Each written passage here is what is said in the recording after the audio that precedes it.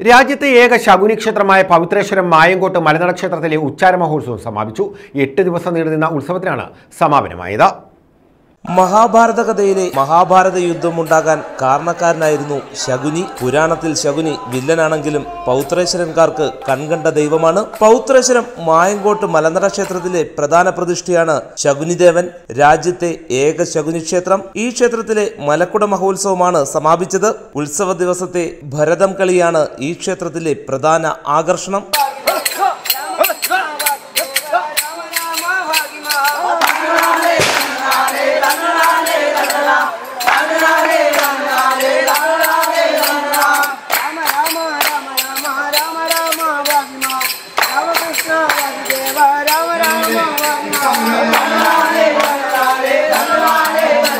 ഇവിടെ ശകുനിദേവനെ പൂജിക്കുന്നത് കുറവർ സമുദായത്തിൽപ്പെട്ട ആളുകളാണ്. മലനട അപ്പൂപ്പൻ എന്നറിയപ്പെടുന്ന ശകുനിക്ക് ഇളനീരാണ് നേദിക്കുന്നത്. എന്നാൽ ഉപദേവതയായി പ്രതിഷ്ഠിച്ചിട്ടുള്ള മൂർത്തിക്ക് മദ്യവും കോഴിയും ആടിനെയും സമർപ്പിക്കുന്നു.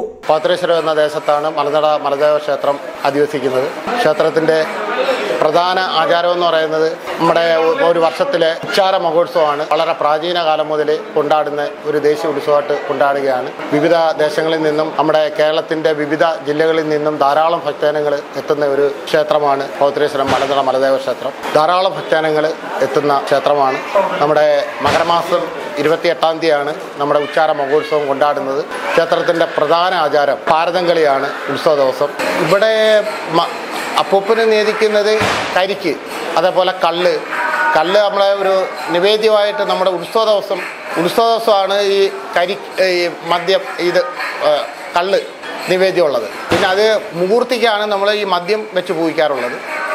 പുരാതന കാലത്ത് അപ്പൂപ്പന് ഈ കള്ള് നിവേദ്യം നടത്താറുണ്ടായിരുന്നു. അതൊക്കെ ഇപ്പം വിട്ടിട്ട് നമ്മൾ അത് മൂർത്തിക്കായി മാറ്റിയിട്ടുണ്ട്. ആയിരക്കണക്കിന് ഭക്തരാണ് ഉത്സവ ദിവസം ക്ഷേത്രത്തിലെത്തിയത്. വൈകിട്ട് നടന്ന വർണ്ണാഭമായ കെട്ടുകാഴ്ച എഴുന്നള്ളത്തോടുകൂടി ഉത്സവത്തിന് സമാപനം കുറിച്ചു. News bureau, Kundara.